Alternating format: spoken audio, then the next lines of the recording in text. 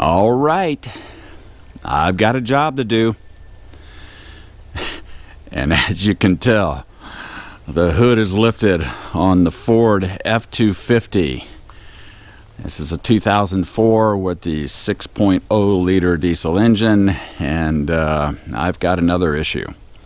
So I think just the very last video that I posted on my channel here was the, I believe it was me changing out the alternator on this. And so, what I'm dealing with now is I have a coolant leak. So my antifreeze, my coolant, my level in my Degas tank keeps going down, and I keep having to fill it. And the wife took the horse and her horse trailer out to her little riding place that she likes to go to. She called me when she got there and said the truck is overheating. And I'm like, when you get to talking about these 6.0s and you talk about a coolant leak, that immediately just throws up all kinds of red flags, because that is an area that is has been a problem child for these particular engines. There's a few different reasons that when you start to lose coolant, of why that becomes a big concern on these 6.0s. So two areas of interest, well, three. Let's say three areas of interest on this. One, these head bolts on these engines were inferior from the factory. And then what has happened, and in most cases this happens when people put chips in these things and they're trying to get these engines to their max capacity.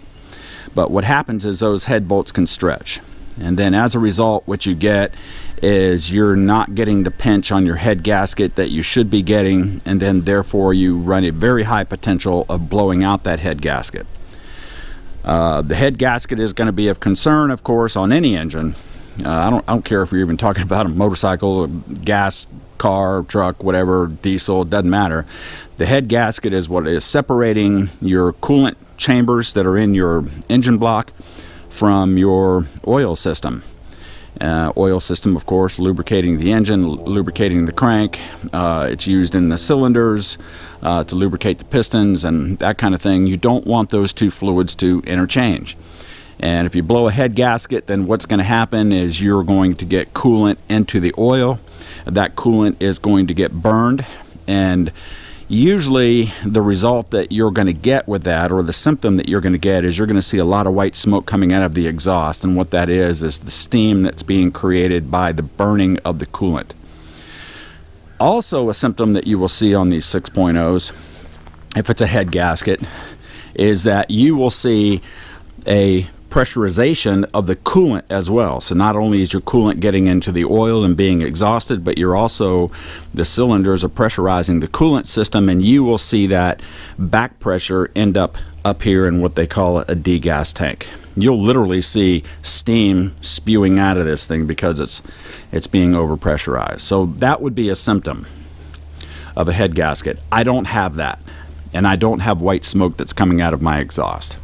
All right, so that's one area. Your head bolts, ultimately the second thing is it blows out your head gasket.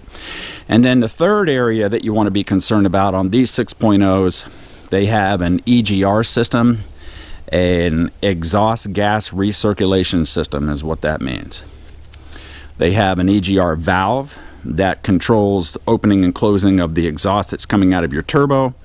And then they also have an EGR cooler.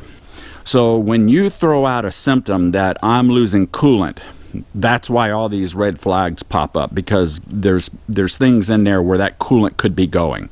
It could be getting into your oil, it could be getting into that EGR cooler, and so it immediately becomes a concern. I don't think I have either one of those issues, because even with the EGR cooler failure, you would still see steam coming out of your exhaust, because ultimately, even though it's not taking place at the head gasket, it is getting coolant into the oil, and ultimately that is going to get burned into at your cylinders, and it's going to end up going out the exhaust. I don't have that symptom, and I don't have the symptom of a back pressure that's coming into my degas tank. So right now I'm pretty confident with the fact that that it's not one of those major issues that you need to be concerned about with a 6.0. So where's my coolant going? So the other thing you need to do is look at where are all the paths that your coolant will go. And of course, your radiator, you have a upper and lower radiator hose. Do I have any coolant that's leaking out of there? I didn't see any. You have another path that's up underneath this degas tank, which is basically your heater coil, which is going up underneath that degas tank. It goes around the ficum and then goes into your heater coil. I don't see any leaking that took place there. I don't see any leaking on my upper and lower radiator hose. There's a couple other places around the top here that you would want to look at, and it wasn't obvious to me where it was coming from. And I think the reason that this was kind of being hidden from me is because most of the time I park this truck on this gravel driveway, and it's not real obvious to see a leak up underneath this, as if you were parking it on your cement or asphalt driveway. You come out, you see a puddle under it, and immediately you would go, okay, I got an issue. So what I did, when I went to get her and I got to looking around, we didn't have any coolant in this tank. And so, I mean, I've got to take the blame for that, because I didn't check this for several days before she used it, and I didn't notice that the coolant was not in there. And so that probably would have alarmed me at that point. So anyway, when I went to get her, I had 2 gallons of already 50-50 mixture of coolant for this truck. And I put those 2 gallons in, and plus another gallon of water. I ended up adding 3 gallons to this coolant system. And then it finally brought it up to the levels that are marked right there on that tank. And so I got to looking around after I got back, and it ran fine when I got back. All temperatures were fine. Everything ran fine. And I just got to looking around at all of these points in here where this coolant goes.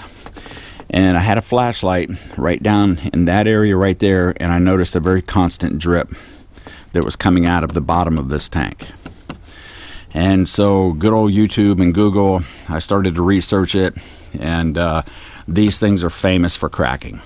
And then I got to looking at it a little bit more. I'll show it to you when I get it out.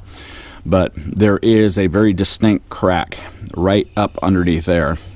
I didn't see any fluid coming out of there, but I definitely saw fluid just dripping out of kind of the back portion of it. And so I think what the deal was, and I just wasn't noticing it, and it's my fault. So being that we don't drive this truck all that much, the thing probably, once that crack developed enough, it probably just sat there and drained this fluid out of this tank. Now, that doesn't mean you don't have fluid in your system, but ultimately, if you think about it, this fluid is ultimately going to recirculate back to this tank at some point. So if it's pretty much draining this tank every time it recirculates, then over a period of time, you're draining your coolant system.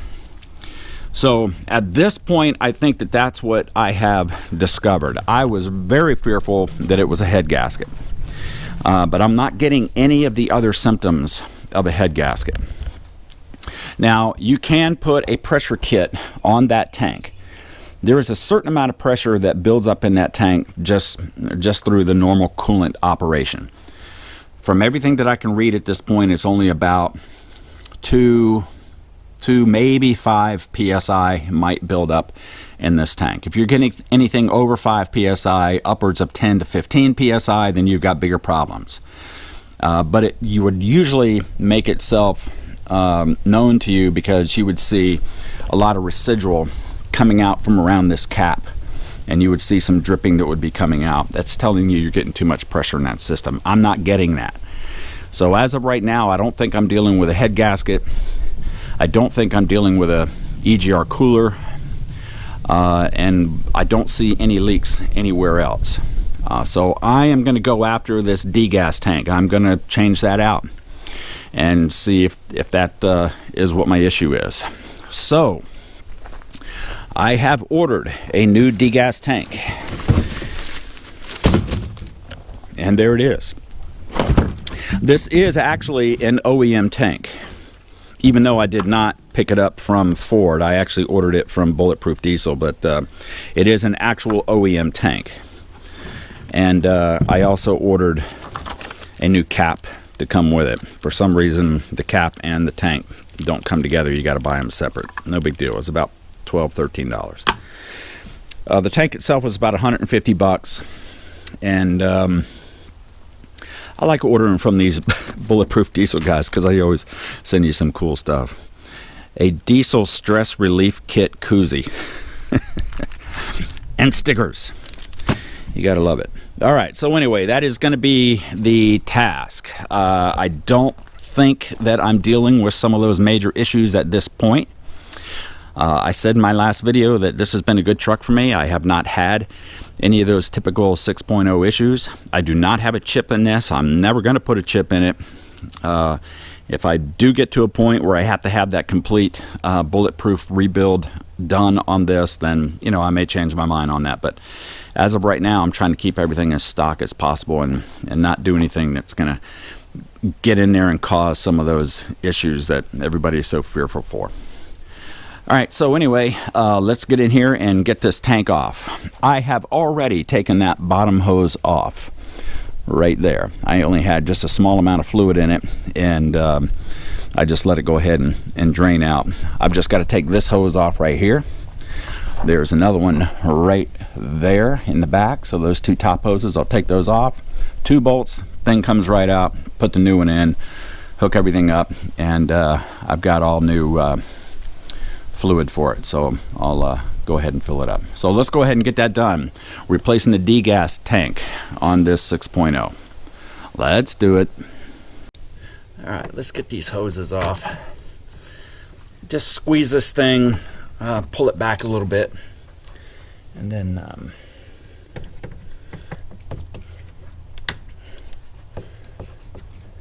should just be able to do it by hand. All right, those are off. 2 bolts here and here. This thing should come right out.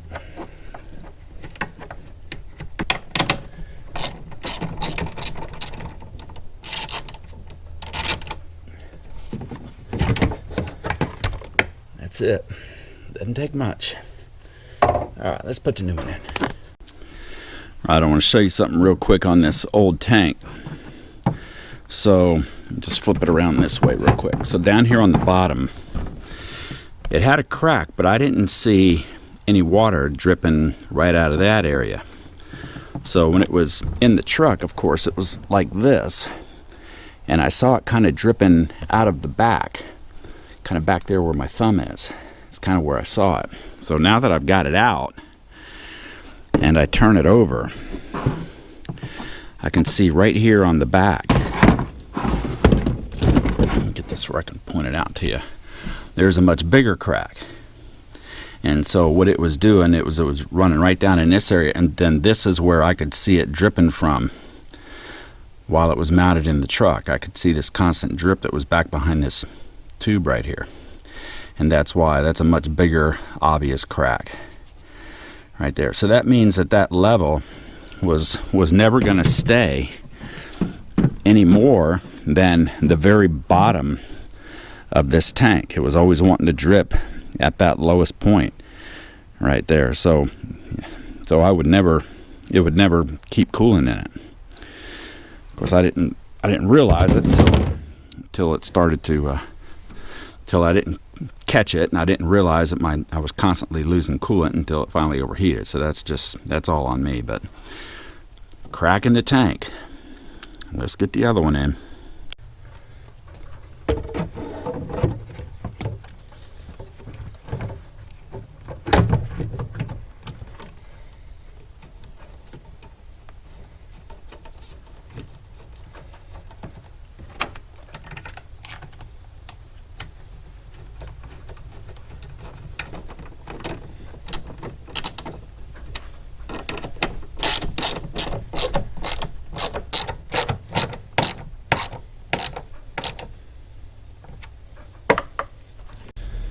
All right, we got that in. We got the hoses on. I am going to go with, I'm going with this Prestone all vehicle pre-diluted coolant. And the reason why is because when I went to address this problem the other day when my wife was out, I had 2 gallons of this available to me. I did not have the normal fluid that goes in this truck. So I ended up putting some of this all-purpose coolant in here. And so I'm going to go back with that because a good majority of this system has this coolant in it already. So I'm just going to go ahead and fill this tank with this coolant. All right, so we got that new tank in. I got that line down there obviously on, being that I have fluid in it. Got the 2 upper lines on. And the only difference is, even though this is an OEM tank, the only difference is they now have a sticker on here that represents the max level and the min level. And the best that I can tell that they've done here is that what would have been the minimum level on the original tank that I had in here is now a max level. So somewhere along the line, somebody decided that they wanted to change the quantity that was held in this tank. So that's the only difference that I can see. And so we've got that there. There's my new cap. And we should be good. I'm going to crank it up, take it down the road, let it circulate a little bit. I will watch the scan gauge a little bit and see how my temperatures are doing, oil temp, fluid temperatures, this kind of thing, and see how we're doing. Let's check it out. Okay, so I went ahead and set up my scan gauge, and I changed parameters that I'm looking at on that scan gauge. And so what I've done is I've taken the top 2 indicators right here and I have changed them. This one, the EOT, that's the engine oil temperature, and then this one over here is the engine coolant temperature. And because we have so many things that run so closely together, coolant that is being used to cool the oil on this engine, then what you should see is these 2 should be relatively the same as I'm operating the vehicle. That would tell me that everything is operating okay and I don't have other problems. For example, that EGR cooler is the biggest one. And then also a head gasket. Of course, like I said in the beginning of this video, there's other indications that you could look at, but one of the main things is you want to make sure that these temperatures are relatively the same.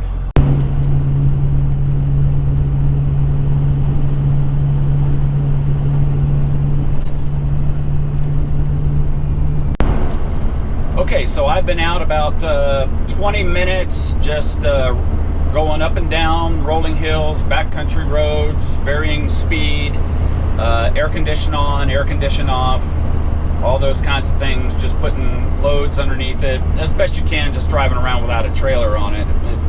But you can see that my temperatures are staying, I haven't seen it go outside of 10 degrees away from each other. And just cruising down the road, right there, they're within 4 degrees of each other. So that tells me that I'm not getting an influence of the oil over the coolant. So the coolant is pretty much keeping the oil temperature down because they're staying relatively close to each other. So that's what you want to see to kind of give you some confidence that you don't have an EGR problem, EGR cooler problem, or a head gasket problem. So as of right now, I'm thinking that that was just a coolant leak that was from that tank, and we'll check everything out when I get back. But you can see how the temperatures, the EOT and the ECT on the top gauges there, are staying relatively close to each other. All right, so coolant levels good. Of course, I was only out about 25 minutes or so, but this heater hose right here, I'm gonna look at that real good. This hose underneath here looks good. Neither one of these, I don't see anything coming out of the cap.